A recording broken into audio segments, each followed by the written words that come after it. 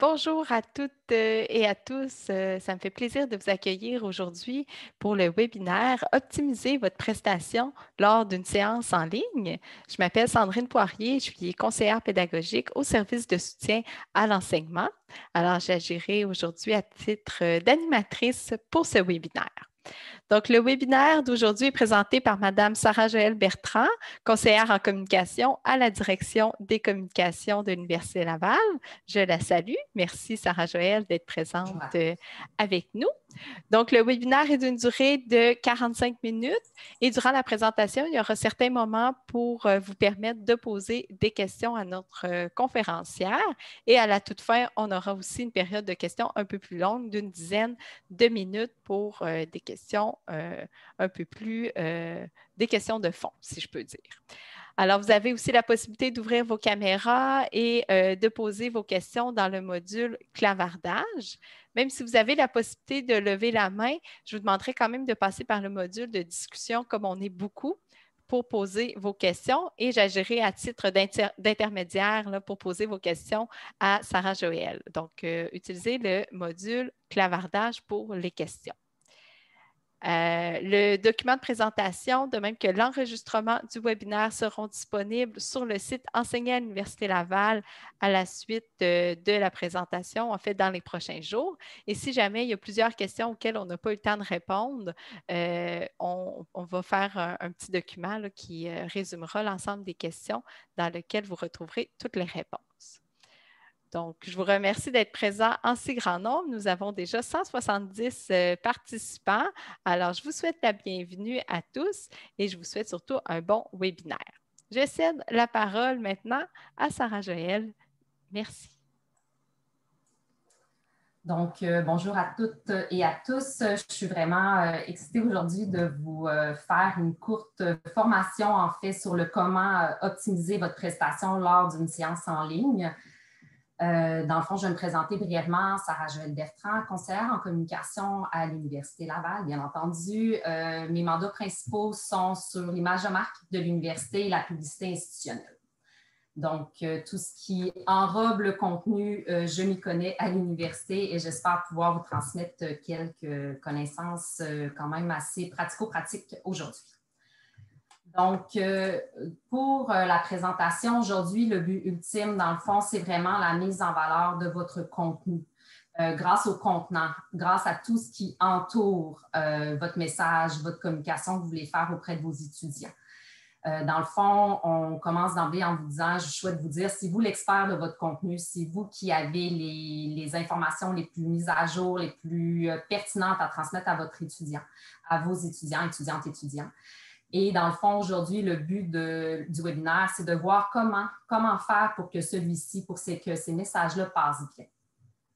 Donc, les objectifs du webinaire aujourd'hui, c'est vraiment de définir qu'est-ce que le contenant.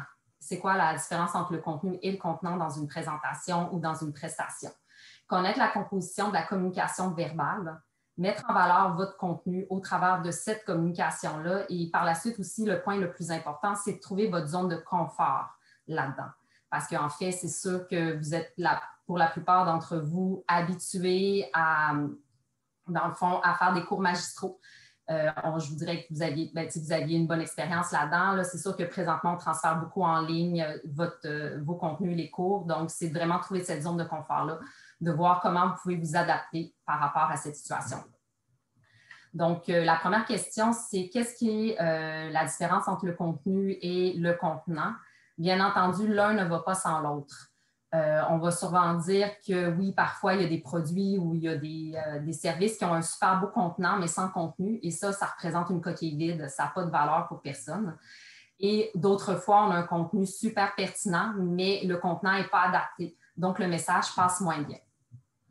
Alors, dans le fond, rapidement, le contenu, c'est la matière de votre cours ou encore la matière de votre formation, conférence ou colloque que vous voulez faire.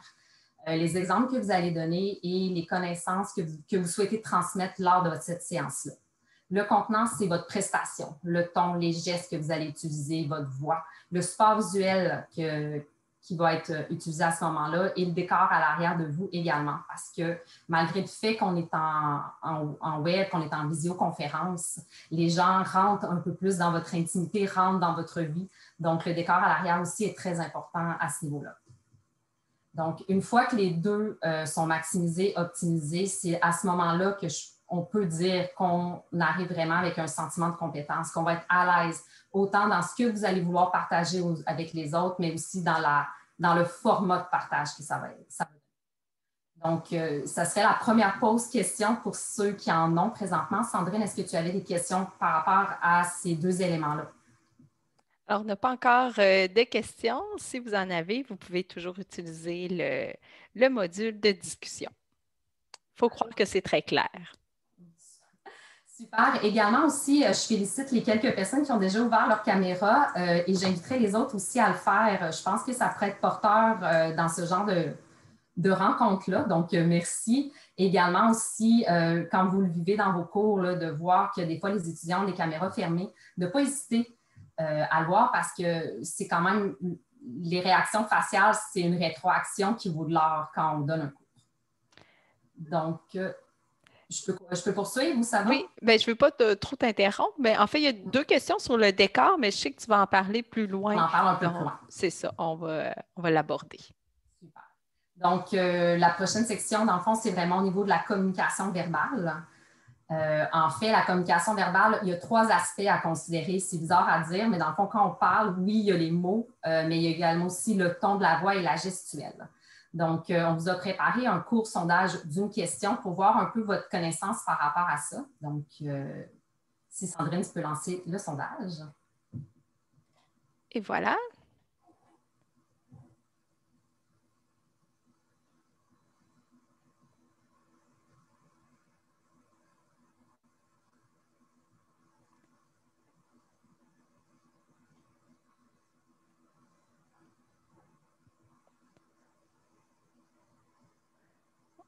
Donc, on voit les réponses rentrer. C'est intéressant. On a déjà 170 personnes qui ont voté.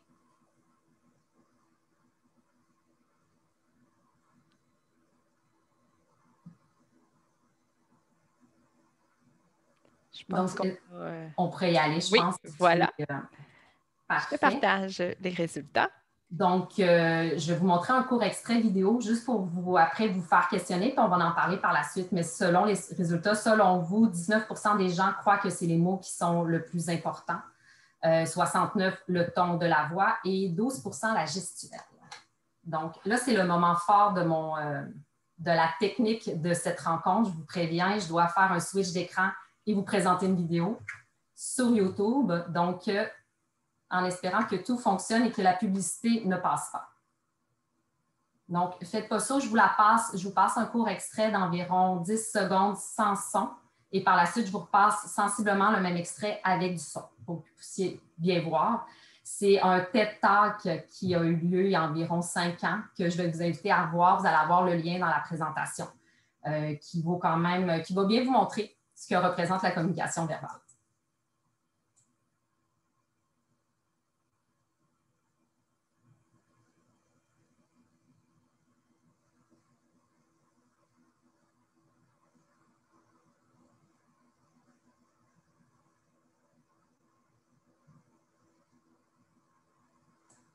Parfait. Donc, je vais vous le repasser avec le son.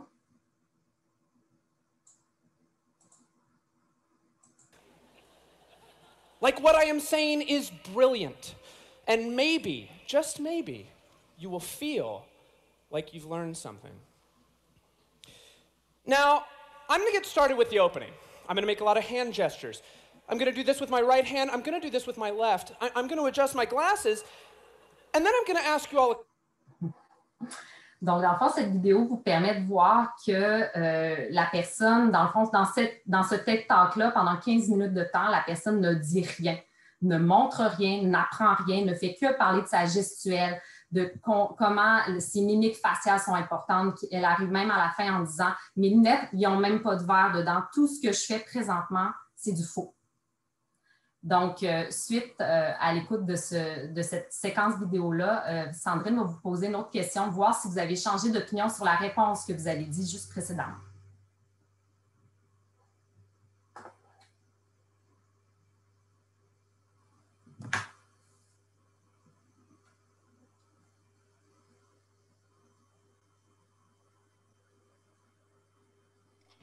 C'est partagé.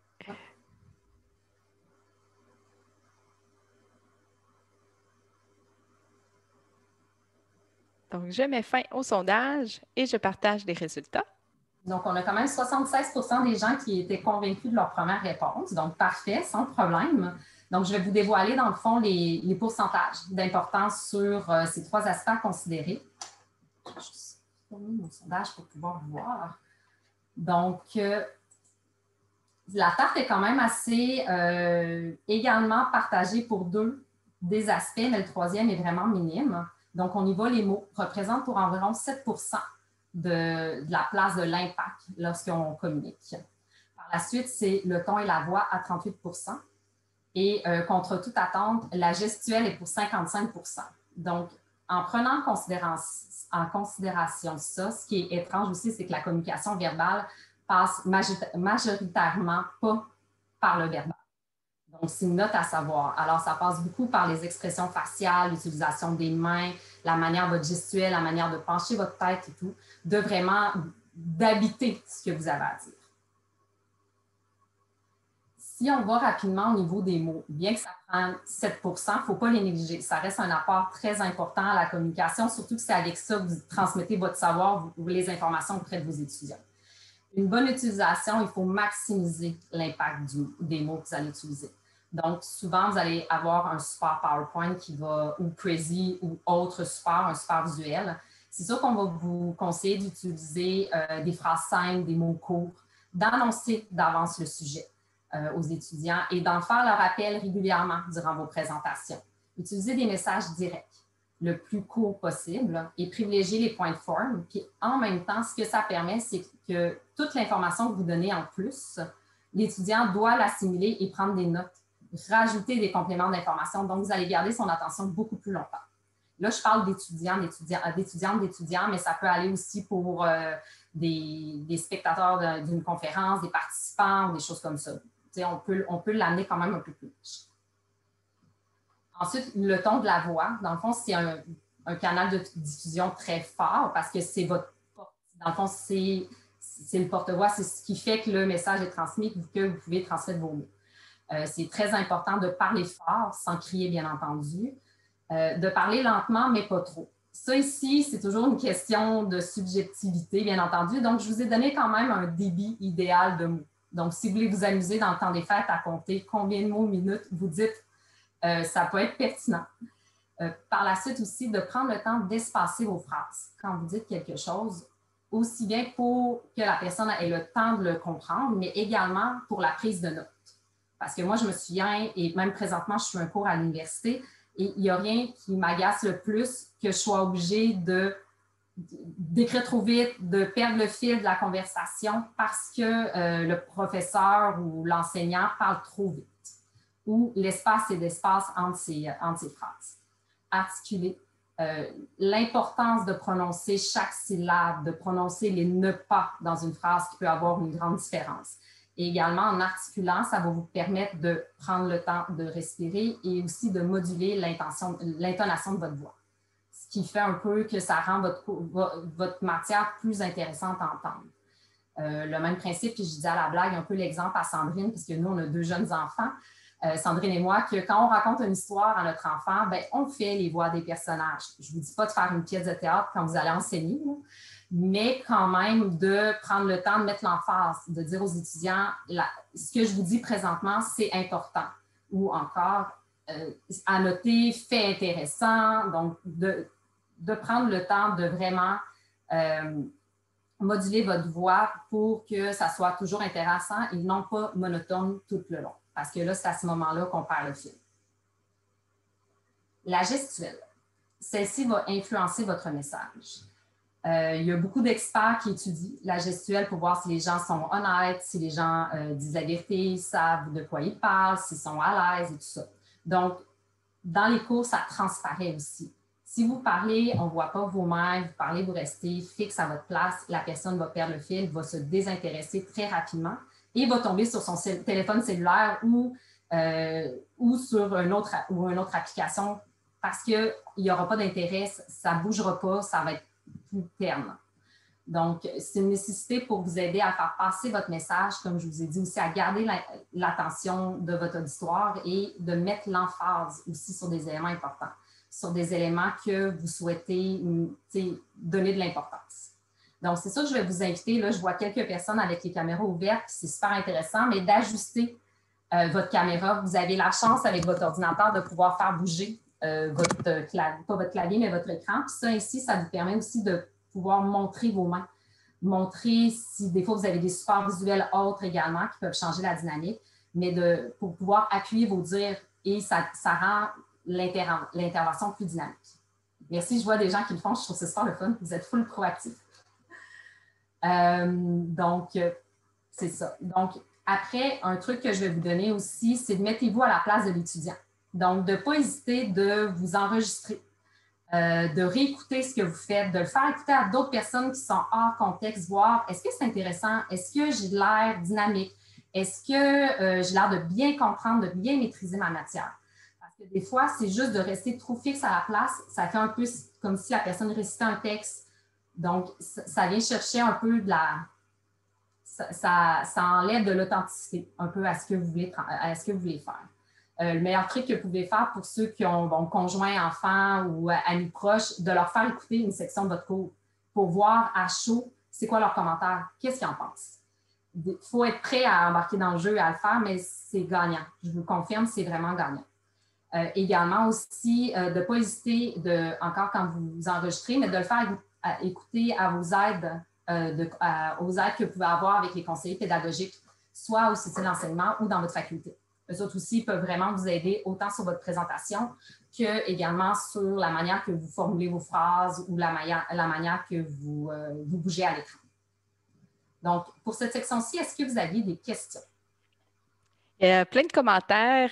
J'en ai reçu dans message direct, puis il y en a sur le clavardage aussi. On voit que les gens sont très intéressés. Puis la gestuelle, ça fait réagir beaucoup. Deux questions peut-être que je pourrais te transmettre. Donc, on dit que dans le contexte d'enseignement à distance, quelqu'un a l'impression que la gestuelle devient complètement absente ou négligée. Puis ça, c'est ressorti à quelques reprises des gens qui se sentent un peu coincés, peut-être d'être assis.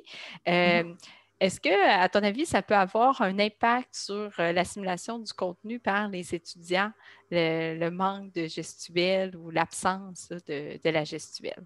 Bien, selon moi, c'est sûr que moi, je suis pas une spécialiste en technopédagogie, mais selon moi, c'est que vous allez perdre rapidement l'intérêt des étudiants à vous regarder. C'est bien beau que la personne regarde le PowerPoint très fixement, mais à un moment donné, elle va perdre le fil. Tandis que si elle vous voit interagir, elle vous voit bouger, elle vous voit vous déplacer sur votre chaise, ça peut paraître étrange au début, mais plus vous allez le faire, plus ça va devenir naturel. C'est sûr que ça va donner un petit, comme j'allais dire un petit oomph, là, mais ça ne vous dira rien, mais tu sais, un atout de plus à votre présentation. Donc, c'est sûr qu'au départ, ça fait étrange. Là, on l'a tous vu là, le 20, quand on a confiné le 13 mars dernier, on voyait plein de journalistes à la télé, des politiciens, ils parlaient tous, il y avait la caméra ici, on voyait que leur tête, puis personne ne bougeait.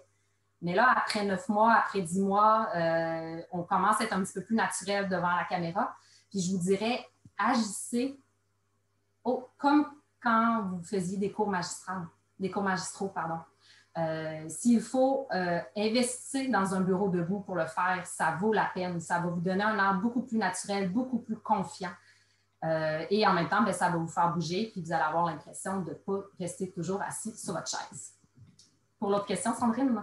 Bien, en fait, c'était justement si tu avais des conseils pour la gestuelle quand on est assis. Donc, tu as pas mal répondu. Mais justement, il y a quelqu'un qui demande est-ce que de se mettre debout, c'est une bonne pratique? Puis, quels éléments pourraient être à surveiller à ce moment-là si on enseigne debout à la caméra? C'est sûr qu'il faudrait faire attention de ne pas trop vous déplacer, de ne pas tomber hors caméra, hors champ, mais en même temps, bon, si vous avez des écouteurs sans fil, le risque est un peu plus élevé. Ou encore d'éviter de sautiller d'une place à l'autre qui pourrait devenir un petit peu tannant à l'œil. Mais tu sais, vous allez vous voir. Mine de rien, quand vous faites un cours, bien, vous avez toujours votre vignette en bas. Donc, ça aussi, c'est un danger de ne pas toujours se regarder. Mais en même temps, c'est important. Puis, tu sais, vous êtes le meilleur critique, là. Si ça vous tape sur les nerfs, ne le faites pas. C'est le meilleur truc que je peux vous donner. Mais en même temps, il ne faut pas être trop critique. Donc, c'est pour ça aussi que je vous invite de discuter avec d'autres gens, de leur demander leur feedback par rapport à ce que vous faites. Est-ce que ça va? Oui, merci. Je vois qu'il y a des questions aussi sur la distance de la caméra, tout ça. Je sais que tu vas en parler. Oui, c'est ça. Donc, pour cette section-là, je pense qu'on peut te laisser poursuivre. Parfait. Donc, support visuel. Je crois que c'est ce que tout le monde, la plupart des gens attendaient. Donc, le premier point que je voulais parler, c'est ça. Puis je crois que dans les formations que le service de soutien à l'enseignement vous ont données, on en a beaucoup parlé de revisiter vos présentations PowerPoint ou au Prési ou tout autre support parce que ce n'est pas pareil, bien entendu, de donner un cours en ligne qu'un cours magistral. Moi, c'est ça que je vais vous inviter. Moi, je suis quelqu'un d'image, quelqu'un qui, pour moi, une image vaut 1000 mots. Donc, d'utiliser des images en lien avec ce que vous voulez transmettre et après, par la suite, les mots, d'utiliser les mots-clés, les mots forts du message que vous voulez transmettre pour que l'étudiant puisse encore continuer à prendre des notes, enrichir sa connaissance, l'assimiler dans ses propres mots également. Donc, ça va avec le point 3 que je vous dis, de ne pas tout mettre dans les diapositives. Une diapositive de texte avec un paragraphe plein que le professeur va simplement lire, bien, à ce moment-là, votre prestation ne sert plus à rien. Donnez le PowerPoint. S'il y a des notes importantes, des fois, je sais qu'il y a certains professeurs qui mettent des notes en bas de page en PowerPoint, le rendent disponible aux étudiants pour être sûr qu'ils aient toute l'information. Ça, c'est une bonne pratique aussi à avoir. Et c'est possible pour vous aussi de lire à la limite, de l'apprendre, mais de le lire ou de le transmettre dans vos mots, l'information supplémentaire que vous voulez donner. Un autre conseil qui peut paraître un peu étrange, mais je vous inviterai à garder le même style visuel du début de votre session jusqu'à la fin. Voyez ça comme un peu une télésérie. Quand vous embarquez dans une télésérie, si à chaque épisode, le PowerPoint change, l'information, le personnage principal ne parle pas de la même manière, vous allez perdre le fil. Ça va tout être une réadaptation à faire pour vos étudiants. Présentement, les étudiants ont la plupart de leurs cours à distance en plus, donc plusieurs PowerPoint à consulter, tout ça. Donc, si vous êtes capable d'avoir le même visuel de A à Z, la même manière de formuler, de construire vos diapositives, vous allez garder l'intérêt, mais ça va faciliter aussi, ça va faciliter la vie à vos étudiantes et à vos étudiants. Si vous voulez également, le PowerPoint que j'ai présentement, c'est le PowerPoint que la Direction des communications met à la disposition de toute personne à l'Université Laval. Il est normé aux couleurs, à la typographie, au visuel de l'Université Laval, puis on va le rendre disponible aussi suite à la formation. Donc, vous êtes tous encouragés à l'utiliser. Ce qui est important aussi à considérer, c'est l'accessibilité visuelle. C'est dans le fond, pour ceux qui, ça peut sonner un peu étrange, c'est des normes de base établies pour aider les personnes qui ont des troubles visuels à bien voir les PowerPoint. Donc, encore là, c'est une nouvelle problématique qu'on voit un petit peu plus présentement avec la distance et avec le virtuel. Donc, dans le fond, dans la présentation, il y a un lien aussi sur Office 365 qui donne des bonnes pratiques. Et sachez que le PowerPoint institutionnel aussi a une sensibilité face à l'accessibilité visuelle. Ensuite, votre décor. Donc, votre décor, encore là, très important d'avoir quelque chose d'épuré, mais distinctif. Il n'y a pas de problème. Si vous êtes un professeur en archéologie et que vous avez des pièces d'études derrière vous, c'est tout à propos, il n'y a pas de problème. Un professeur en musique, la même chose, il n'y a aucun problème. C'est juste d'éviter les décors trop chargés. Important aussi, c'est d'avoir une bonne distance entre vous et le mur. Lorsque vous êtes à côté d'un mur, vous allez avoir l'air pris dans une boîte, vous allez avoir de la misère à bouger. Donc, ça va venir mettre un peu d'artifice à ce que vous voulez faire, vous allez avoir l'air moins naturel. Source de lumière aussi, élément non négligeable, c'est drôle parce que juste avant la rencontre, on se demandait avec quoi on s'éclairait. Il y avait Mathieu, connaissez peut-être de nom qui me parlait, qu'il me demandait si j'avais un anneau lumineux ou des choses comme ça. Puis moi, ce que j'ai répondu, c'est que j'ai simplement une ampoule sans abat-jour devant mon visage parce que moi, je travaille dans un sol depuis 10 mois. Donc, pour me créer un petit peu de lumière, et ça fait le travail. En fait, la chose qui est importante, c'est d'éviter d'être à contre-jour et d'avoir une lumière face à vous ou de biais. Idéalement, une lumière naturelle, mais une bonne vieille ampoule 60 watts fait très bien le travail pour une visioconférence. Donc, je vous rassure, vous n'avez pas besoin d'investir dans des éclairages professionnels. Autre point également, ça c'est une recommandation que je vous fais, c'est d'éviter les fonds d'écran, les arrière-plans. Le pourquoi, surtout pour un cours. Pour une rencontre dernière minute avec soit un journaliste, il n'y a pas de problème, vous pouvez en rajouter un. Mais quand vous allez donner un cours, c'est un rendez-vous que vous donnez, un rendez-vous hebdomadaire souvent à vos étudiants. Donc, tu sais, ça vaut la peine d'avoir votre espace de vie. L'enjeu aussi avec les arrière-plans, c'est lorsque vous bougez et que vous êtes naturel, l'arrière-plan ne suit pas toujours. Donc là, ça vient créer un décalage. Là, ça vient accrocher l'œil de la personne. La personne fait « Ah, mais qu'est-ce qu'il y a derrière? » Là, l'imagination de l'étudiant, c'est parti. Il va divaguer se demandant si vous êtes dans votre cuisine, dans votre salon, dans votre chambre à coucher. Donc là, vous allez perdre des précieuses secondes d'attention. Je voulais vous montrer quelques exemples, en fait, de décors. C'est des personnalités connues, donc pas de préjudice à personne. En fait, ici, le décor numéro 1, on peut voir, oui, très distinctif, mais très chargé. Et également, le fait de voir ces écrans peut déranger l'œil de l'étudiant en se demandant, ou de la personne en se demandant, mais qu'est-ce qu'il fait? Ah, OK, il a l'air de faire du montage. Ensuite, on a Mariana Mazza en bas qui, encore une fois, beau les plantes vertes, mais peut-être un peu trop chargé encore. Donc, tu sais, il faut y aller par parcimonie. Je ne vous demande pas de faire un makeover, une rénovation complète, un réaménagement de votre salle de travail ou de votre bureau, mais d'avoir quand même une petite sensibilité là-dessus. Donc là, par la suite, vous avez Véronique Cloutier et Charlotte Cardin qui me montrent très bien. Mention d'honneur pour la dernière que j'aime beaucoup, quand même très épurée, distinctif. On voit les guitares, le piano, puis elle a quand même une position assez naturelle. Donc, c'est quand même intéressant. Par la suite, l'angle de votre caméra. Donc, là, j'ai volé un peu le punch, mon clic a trop doublé. On voit souvent ce que vous êtes en train de voir présentement, des gens qui sont en plongée, contre-plongée, demi-visage.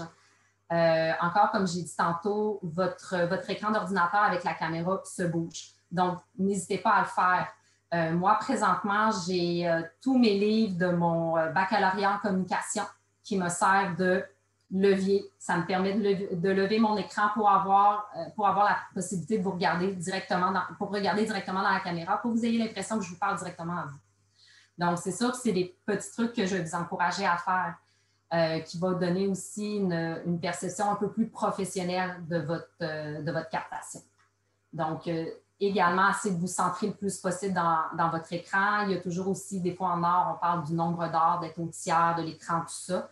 Là, pour le bien de la cause, je vous dirais, habitez votre espace, soyez proche et soyez le plus au même niveau de votre caméra. Les yeux, le plus possible. Donc, je vais vous montrer, dans le fond, qu'est-ce que ça peut donner professionnellement. Mais encore là, ça se fait très bien, comme je vous dis, en surélevant simplement votre ordinateur. Le tour est joué. Ensuite, votre position, encore là. Trop d'espace, des fois, quand vous n'habitez pas assez votre habitat, dans le fond, vous êtes dans un coin, vous êtes caché, vous allez paraître caché, puis ça ne donne pas nécessairement confiance à la personne qui va vous regarder. Autre chose, fait important, les plafonds, les fabuleux plafonds. Cachez-les. Ne montrez pas votre plafond, s'il vous plaît. Donc, ajustez votre caméra en conséquence, reculez-vous pour vous laisser un espace, mais le moins possible de montrer les plafonds.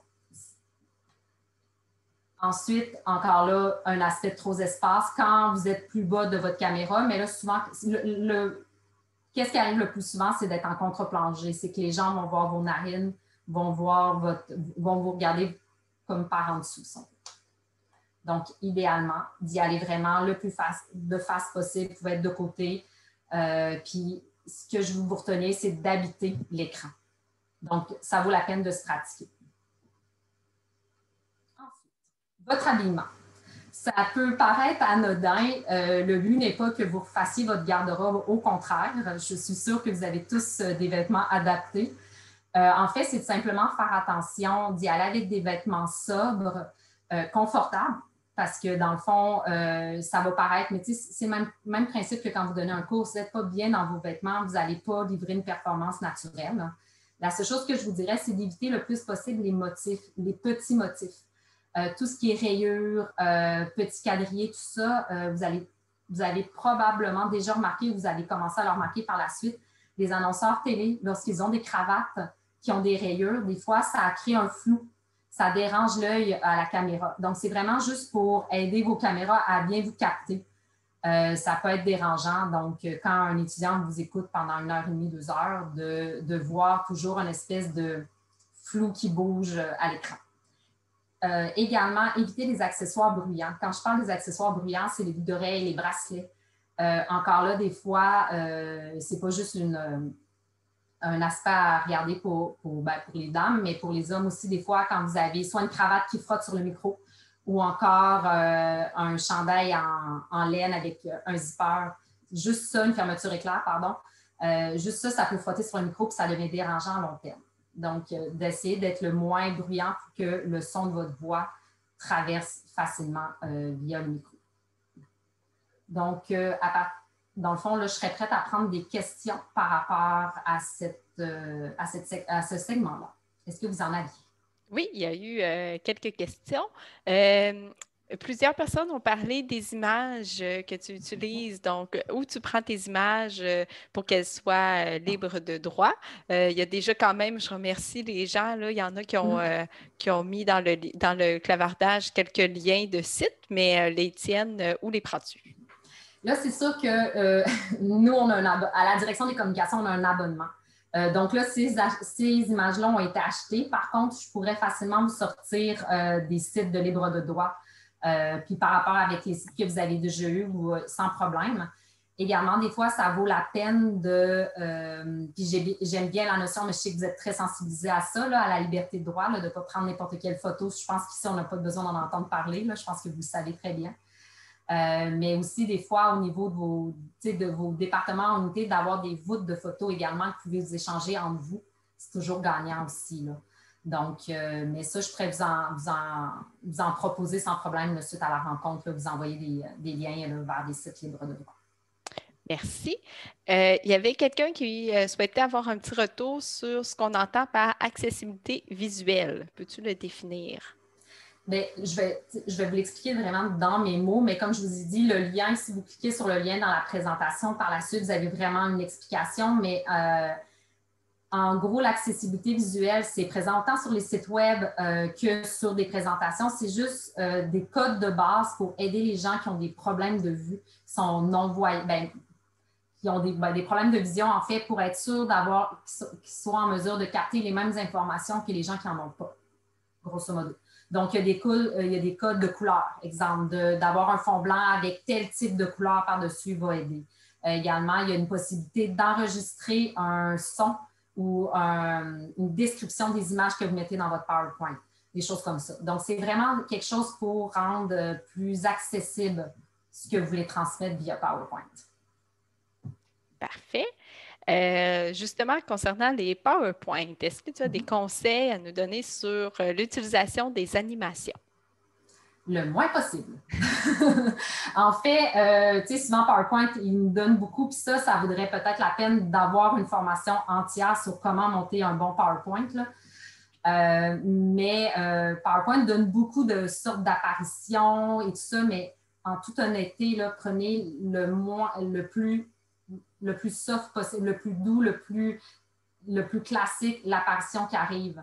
Les pirouettes, les arrivées pixelisées, tout ça, je ne vous le recommande pas du tout. Ça rajoute juste du bruit. Ça rajoute juste des interférences à ce que vous voulez dire.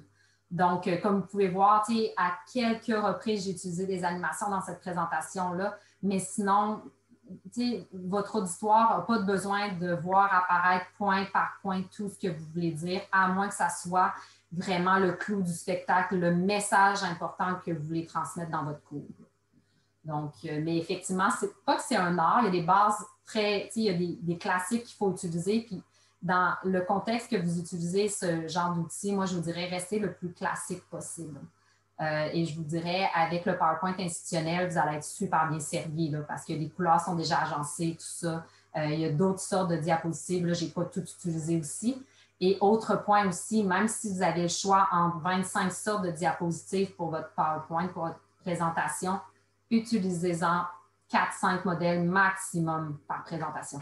Mettez pas tout parce que vous avez le droit à tout. Est-ce que ça répond bien? Oui, merci.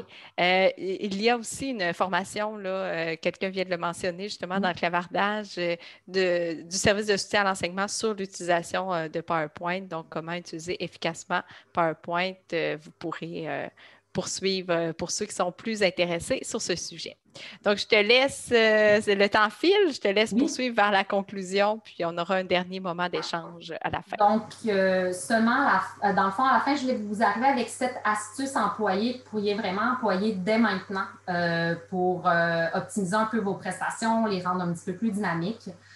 Bon, bien entendu, se préparer à une rencontre à distance. Donc, ça, je pense que je vous en ai quand même bien parlé, de vous préparer, de connaître votre auditoire, votre sujet, ça, il n'y a pas de doute, vous le connaissez très bien. Ensuite aussi, oui, annoncer, comme je disais un peu plus tôt, annoncer d'emblée le sujet principal de votre séance, mais également aborder toutes sortes de sujets différents ou des sujets en lien avec l'actualité. Ça va venir juste aller chercher l'intérêt de vos étudiants. Ça va peut-être aussi les porter à faire plus d'échanges entre eux, tout ça. Créer un climat propice aux échanges. Donc, c'est sûr que moi, je vais vous inviter à demander à vos étudiants d'ouvrir les caméras, de participer, de leur demander, bon, mais présentement, moi, je prends juste les questions avec les mains levées physiques ou les mains levées virtuelles, ou après, prochaine question, je les prends juste dans le clavardage. Il y a plein de petites astuces qui vont faire que ça va juste être plus dynamique. Ils vont trouver ça drôle, ils vont vouloir participer. Demander, offrir du feedback, un peu comme j'ai fait lors de cette rencontre-là, de plusieurs fois durant votre séance, de prendre une pause, de demander est-ce que c'est clair ce que j'ai dit, est-ce que vous avez besoin de plus d'informations. Là, c'est sûr que c'est un webinaire en 25 minutes, mais vous allez avoir un cours en 15 semaines, 14-15 semaines, donc vos étudiants vont s'habituer, ils vont être moins gênés de prendre la parole également, de participer et de leur demander.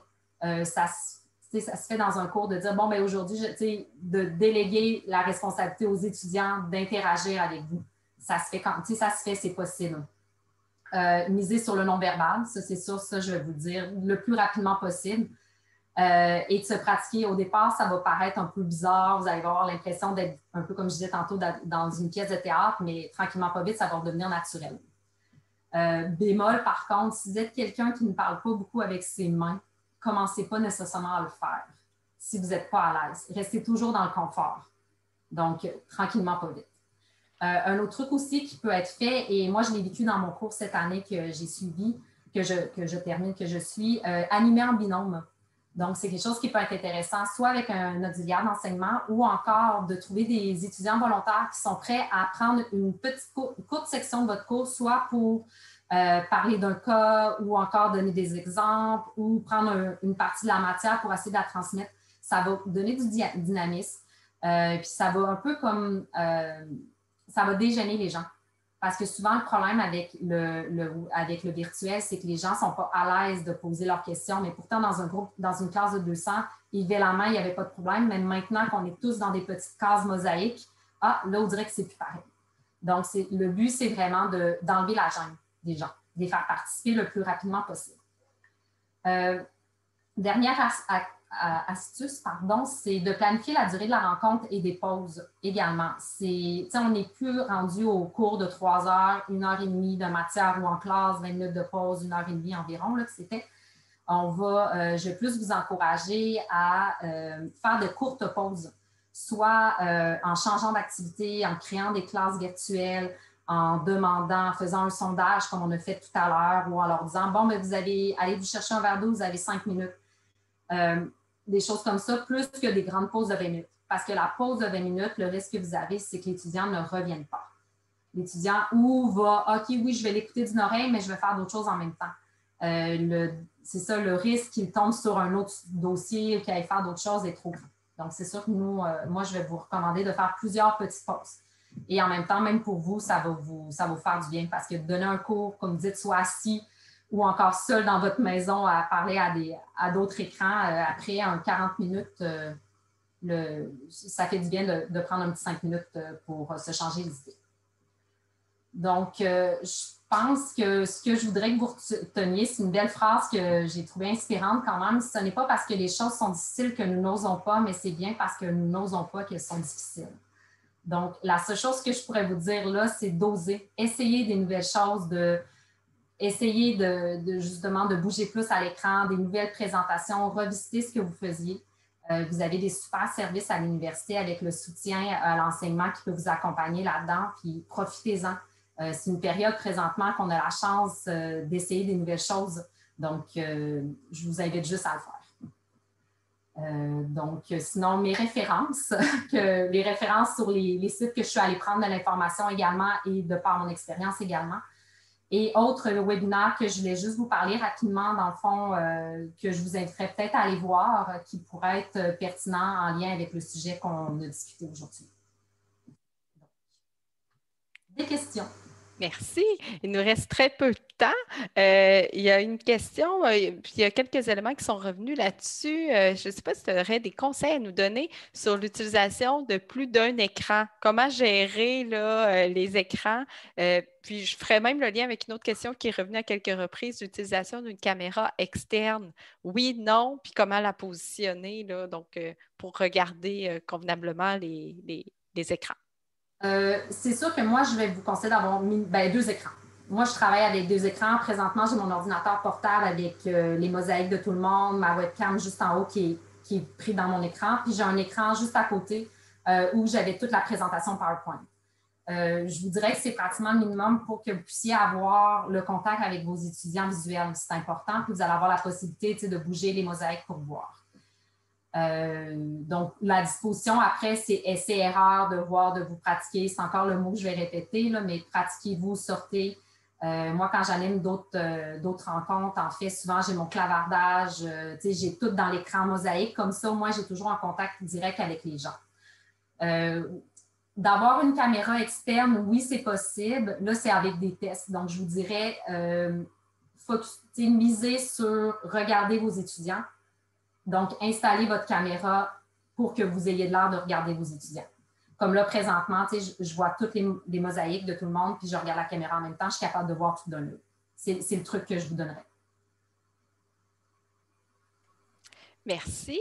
Il y avait aussi une question sur les grands groupes. C'est souvent un enjeu puis un sujet qui revient. On comprend qu'il y a des préoccupations. Donc, comment gérer là, les caméras avec les grands groupes, puis comment faire, même par rapport à l'exemple que tu donnais, comment on pourrait gérer la participation des étudiants si on souhaite qu'ils animent une partie du cours? Est-ce qu'on va par volontaire? Est-ce qu'on nomme des gens? Ou en tout cas, tout ce qui est en lien avec les grands groupes et les caméras. Ouais. En fait, ce que moi, je pourrais recommander, c'est dès le premier cours de déjà faire vos demandes, si on veut, de dire, moi, dans le cours, j'aimerais beaucoup que les gens aient la caméra ouverte sans forcer personne. Moi, ça me permet une rétroaction, tout ça. Et il est possible, durant votre cours aussi, puis ça se dit à vos étudiants, je veux juste voir s'il n'y a pas de main levée, tout le monde et de juste déplacer votre curseur pour passer toutes les mosaïques.